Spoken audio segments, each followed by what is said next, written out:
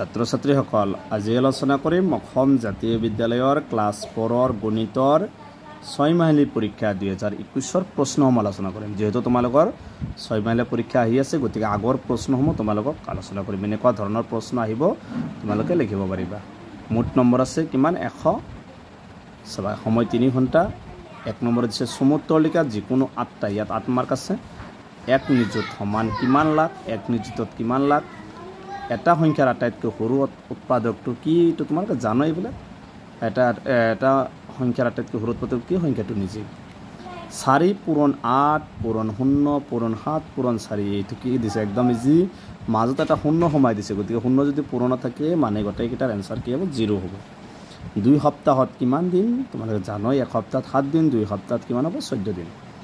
এটা প্ৰকৃত ভগ্নাংশৰ উদাহৰণ দিয়া। প্ৰকৃত ভগ্নাংশ মানে কি? হৰটোৰ ডাঙৰ হ'ব লাগিব, লবটো সৰু হ'ব লাগিব। যেনেকুৱা 2/7 বা 3/8 বহুত আছে। দুটা অংক বিশিষ্ট আটাইতকৈ ডাঙৰ সংখ্যাটো কিমান হ'ব?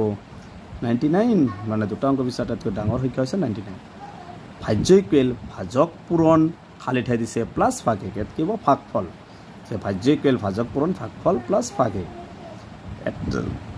এটা বক্ৰতলৰ বস্তুৰ উদাহৰণ দিয়ে, এইবিলাক লিখিবা। আটাইতকৈ সৰু যৌগিক সংখ্যাটো কি? 4।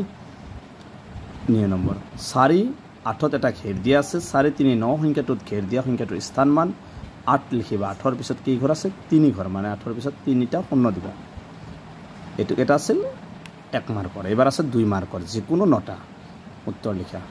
65,780 লগত কিমান যোগ কৰিলে 82,340 হ'ব? এইবিলাক 2 মাৰ্কৰ কুৱেশ্যন। এখন ক্ৰিকেট বেটৰ দাম 1450 টকা হ'লে 5খন ক্ৰিকেট বেটৰ দাম কিমান হ'ব? 7 সংখ্যাটো 448ৰ এটা উৎপাদক হয়নে নহয় পৰীক্ষা কৰিবা। মাৰ নিৰ্ণয় কৰা 27 ঘণ্টা 4/9। বিস্তাৰ কৰা 8 4 8 4 3 7 8 আৰু 3 2 0 4 2 9 8, এইটো বিস্তাৰ কৰিব লাগে। 10 আৰু 20ৰ মাজত থকা যুগ্ম সংখ্যাকেইটা, যুগ্ম সংখ্যা কোনবিলাক? যেনেকুৱা 2 4 6। এতিয়া 10 আৰু 20ৰ মাজত কৈছে, কিন্তু 12 14 16 18 এইবিলাক হৈছে 20 আৰু 10 আৰু 20ৰ মাজত থকা যুগ্ম সংখ্যা।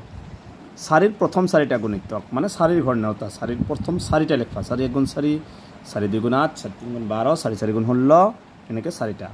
আখৰে লিখিব লাগে 42,920 আৰু 2,40,721। সৰুৰ পৰা ডাঙৰলৈ সজোৱা। এইটো কোনটো সৰু? একফালৰ পৰা সৰুৰ পৰা ডাঙৰলৈ সজাই দিবা। 9 নম্বৰটো দিছে পূৰণ কৰা। এইটো আমি 6 4 3 2ক 8 4 8ৰে পূৰণ কৰিব লাগে। হৰণ কৰা 7 8 3 6 হৰণ 12।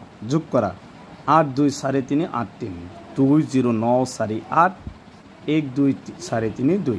বিয়োগ কৰা 8 9 7 8 0 9 8 4 3 2 7 4। তাৰপিছত 3 নম্বৰ ছুটি নিয়মেৰে হৰণ কৰা 2 7 1 2 হৰণ 6 আৰু 9 হৰণ দিছে 5 6 0। এইবিলাক ছুটি নিয়মেৰে হৰণ কৰিব লাগে।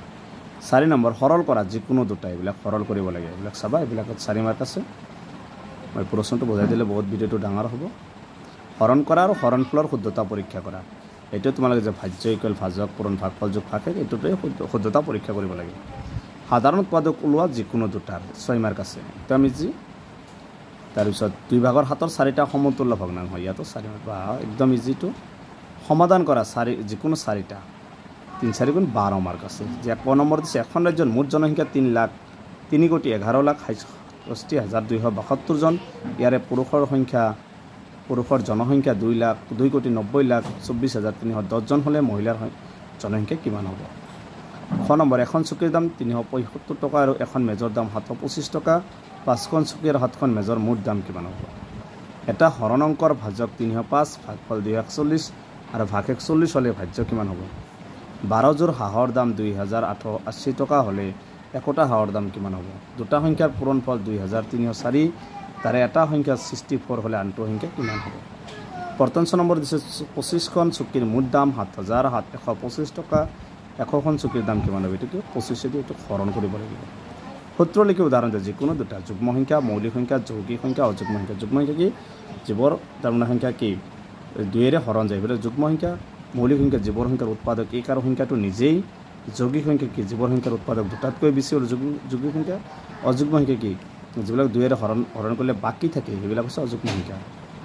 10 নম্বৰত দিছে কাক বোলে? চিত্ৰ আঁকি দেখুওৱা যিকোনো দুটা আয়ত, সৰলৰেখা, বৰ্গ, বহুভুজ বেকা ৰেখা এইবিলাক সূত্ৰ লিখি দিব লাগে আৰু চিত্ৰ আঁকিব লাগে 4 মাৰ্ক 11 নম্বৰ তলত দিয়া জোখৰ একোটাকৈ ৰেখাখণ্ড আঁকে 4 mark 4 centimetre 6 centimetre 8 millimetre 12 number 5 centimetre ব্যাসাৰ্ধৰ এটা বৃত্ত আঁকা বৃত্তটো এডাল ব্যাসাৰ্ধৰ এডাল বেগ আঁকিও নামকৰণ কৰা 3 মাৰ্ক সত্য নে সত্য লিখা এটা চাবা সত্য নে সত্য ইয়াত আছে কেই মাৰ্ক 5 মাৰ্ক মৌখিক আছে মৌখিকৰ পৰা আহে অতি চমুত্তৰ দিয়ে 1 টকাত কিমান পইচা জানাই 1 টকাত কিমান পইচা 100 পইচা 1 যুগত কিমান বছৰ এটো 12 বছৰ 0 যোগ 10 যোগ 0 হয় এটো কি 10 হ'ব 47 সংখ্যাটো অংক দুটা উলটাই দিলে কি হ'ব 7 4 হাতটো আগত আহিব 4 টো পিছত যাব 2 ৰেমত কিমান দিছে 1 ৰেমত কিমান 24 টা 2 ৰেমত কিমান 42 হ'ব সময়ৰ সৰু এককটি কি সেকেন্ড উত্তৰ লিখা যিকোনো পাঁচটা এক দিস্তা কাগজৰ দাম যদি 8 টকা হয় 1 ৰেম কাগজৰ দাম কিমান হ'ব 4 পূৰণ 3